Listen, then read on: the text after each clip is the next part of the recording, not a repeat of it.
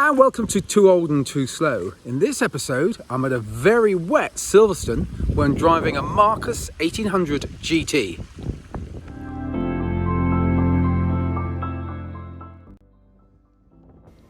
And here she is, the beautiful Marcus 1800 GT, powered by Volvo.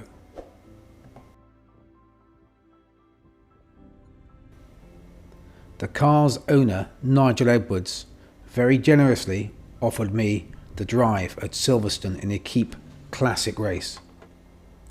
He's taken the first session in qualifying. Let's see how he gets on. When we ran the car up in the morning, it became apparent there was a slight mechanical jamming of the throttle mechanism on the exhaust manifold. We thought we relieved it, but no. It's still there. The car's stuck at 4,000 RPM, so Nigel comes straight in the pits and then decides to hand the car over to me. Okay, so I'm about to get into a car I've never driven before. It's got a few technical problems, problems with the gear selector, so it's got no second gear, and it's soaking wet. So what possibly can go wrong? Wish me luck. The second gear issue was resolved just when the car warmed up, and I head out onto a soaking wet track looking for a dry line.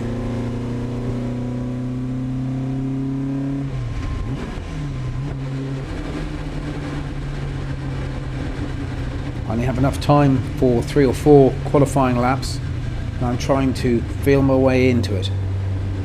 The car's very different. I have driven nothing like this before. It's got a lot more momentum than the Formula Ford, and the brakes have got a very different feel.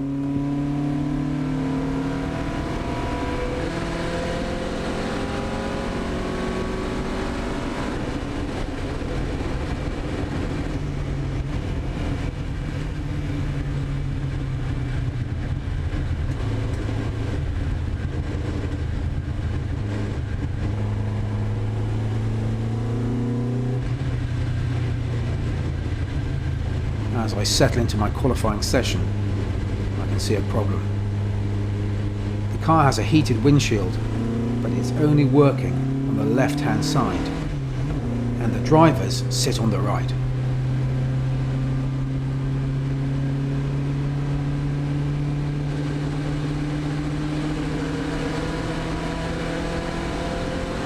As I cross the line, that's the end of qualifying.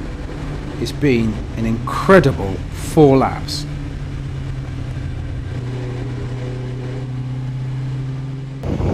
How was your first go in the car? Okay, it's really quite confusing. It's a very different feel to the Formula Ford. And the visibility was really poor because of the rain, and also looking through a windscreen. I've never raced in a car with a windscreen before. The car's very different to drive. It's definitely got a lot more low-end torque than the Formula Ford, and the conditions are just utterly miserable, as you can see from the video. How are you feeling about your race? Nervous, to be honest. Nigel's going to go out first. He's going to hopefully sneak up a few places, because the car is tremendously fast in a straight line, but it's just hard, having never driven it before, 15 minutes time in the car to really get much of a feel for it. But all we can do is go out, just try and keep safe and keep the car in one piece. And here we are at the start of the race. As you can see, Nigel's dealing with the visibility issue and waiting for the red lights to go out, and off we go. Nigel gets a great start, almost takes the car on the left-hand side.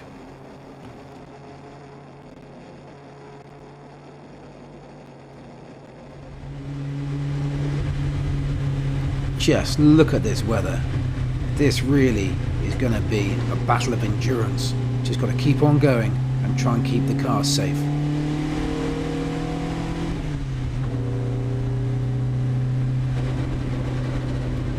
Nigel quickly settles into a rhythm and really starts to put some good lap times in, despite the unbelievable conditions.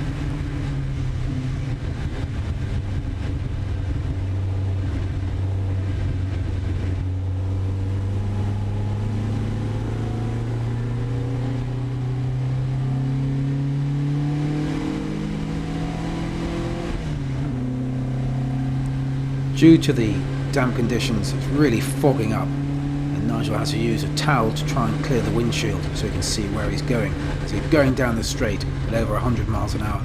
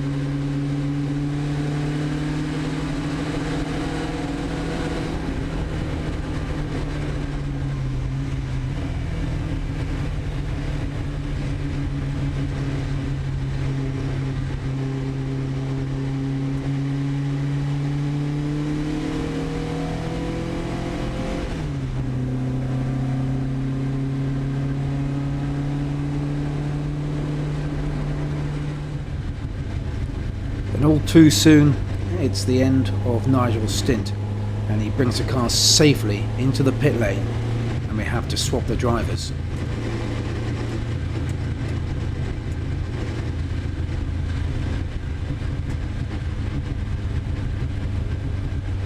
The regulations say we've got 45 seconds as a minimum time to change the drivers, but with this car, with it being so cramped, it's going to take us a little bit more than that.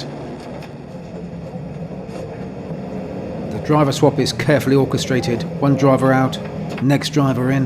There's Greg just cleaning the windshield, Georgina running around the car, checking everything is where it should be, and before too long, I'm in place, gloves on, and out of the pits. How are you feeling about your stint in the race? It's raining really hard, and the visibility looks atrocious on the track. All I'm going to do is just try and keep it on the track and bring it home. That's all I can do, and hopefully have a bit of fun on the way.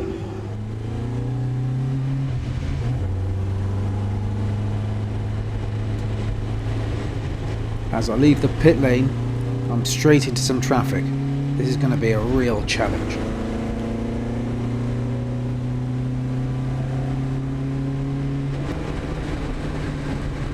So I'm trying to slow the car down, it understeers. This takes me offline into some deeper water. This car's a real handful in the wet.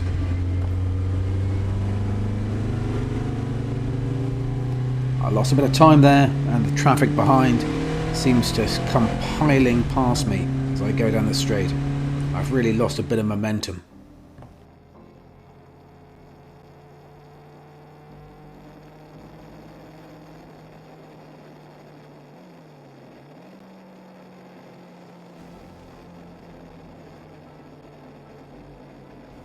As I head around Brooklands and Luffield, I can see a car in my mirrors.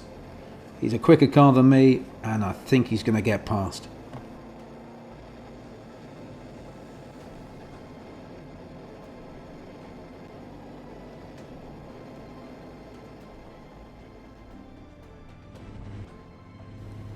I think everybody's finding these conditions really challenging.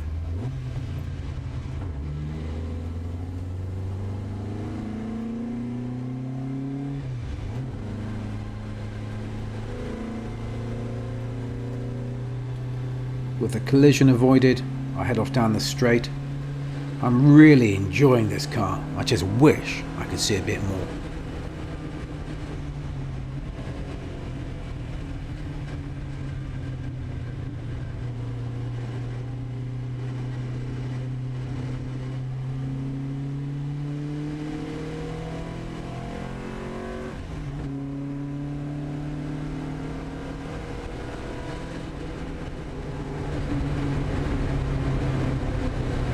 As time went on, I became aware of more and more noise coming from the rear differential.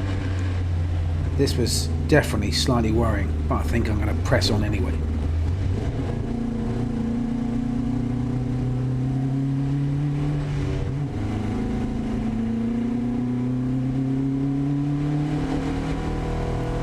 And then the car becomes a little hesitant. There's something not right.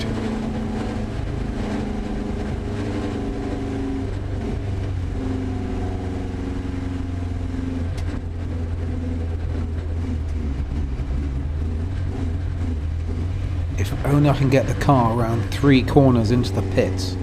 But no, that's not going to happen. I can see a marshal's post on the right hand side just by Brooklands, so I swing the car in and park up.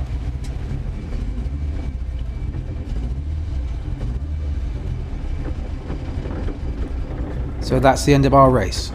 I cannot thank Nigel enough for letting me drive his car, and despite the weather, we had a brilliant weekend.